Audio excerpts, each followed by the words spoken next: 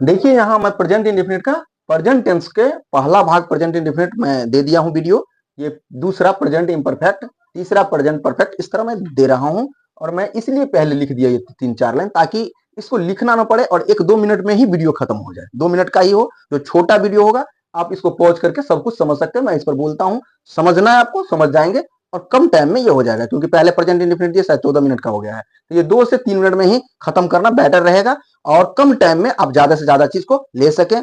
छोटा वीडियो रहता है, मेरा एमबी भी कम खाएगा और आपको भी समझ में जल्दी आ जाए। देखें, प्रेजेंट इम्परफेक्ट टेंस, जिसका दूसरा नाम प्रेजेंट कंटिन्यूअस टेंस भी बोल सकते हैं, तीसरा प्रेजेंट रनिंग टेंस भी बोल सकते हैं, चौथा प्रेजेंट प्रोग्रेसिव टेंस भी बोल सकते हैं, इसी का नाम तो प्रेजेंट इम्परफेक्ट टेंस हुआ, जिसको हिंदी में कहते हैं अपूर्ण वर्तमान काल।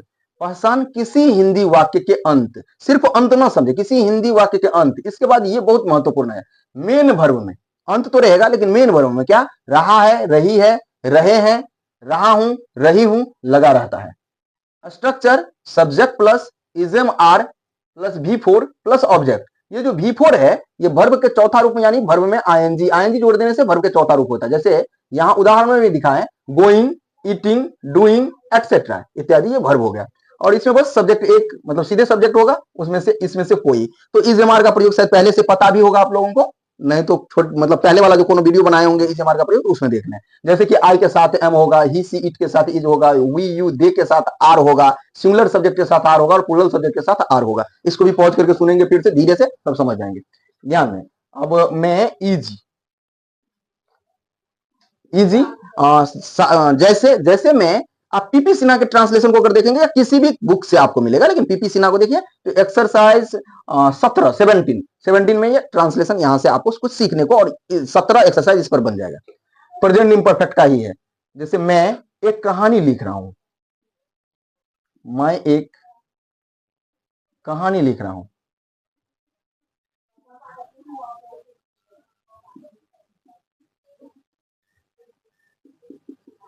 मैं एक कहानी लिख रहा हूं। इसको देखिए, इसको लिखने में लग गया होगा 1 मिनट, तो इसीलिए मैं पहले लिख दिया ताकि कम टाइम लगे और अभी खत्म कर दूं।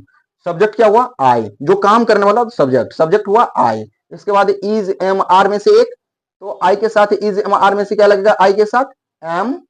फिर लिखना वर्ब हुआ तो राइट वर्ब हुआ, राइट का चौथा रूप राइटिंग, क्योंकि चौथा रूप लगेगा, ये चौथा V4 तो राइटिंग। फिर पीछे आएंगे एक कहानी, ये ऑब्जेक्ट हुआ, ये स्टोरी। इस तरह से ट्रांसलेशन बनाएंगे और इसको मैं आसानी से भी समझा रहा हूं। अगर आप इस मैं को यहां लगा दें और फिर देखें ये उल्टा करके, मैं आई हूं, एम लिख रहा, राइटिंग ए स्टोरी। अगर ऐसे उल्टा चले तो आप बिना स्ट्रक्चर के भी समझ सकते हैं, बिना स्ट्रक्चर के भी बना लेंगे ट्रांसलेशन।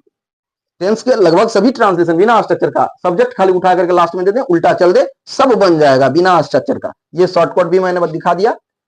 बाकी सबसे सुंदर है कि स्ट्रक्चर पर बैठाना सीखें, और स्ट्रक्चर पर बैठा करके अगर बनाते हैं तो ये आपकी नॉलेज है, कहीं भी आप बना सकते हैं। इसमें वर्ब का, सब्जेक्ट का, ऑब्जेक्ट का, सबका ज्ञान होता है।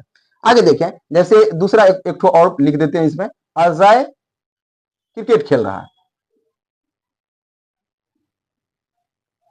अजय क्रिकेट खेल रहा है, अजय क्रिकेट खेल रहा है। ध्यान देंगे यहां पे सब्जेक्ट क्या है, अजय, ये सब्जेक्ट काम करने वाला हो गया, ठीक है। इसके बाद इज एम आर में से एक, क्योंकि ये जो स्लैश स्लैश है यानी बाय बाय है, इसमें से एक ही, तो अजय के साथ इज लगेगा, क्योंकि ये सिंगुलर है तो इज लगेगा, अजय इज। फिर यहां पर क्या है, वर्ब का इन तीनों में से एक हो गया, वर्ब का चौथा रूप खेलना, तो प्ले मीन्स खेलना, प्ले का चौथा रूप प्लेइंग। फिर पीछे आएंगे क्रिकेट, तो हो जाएगा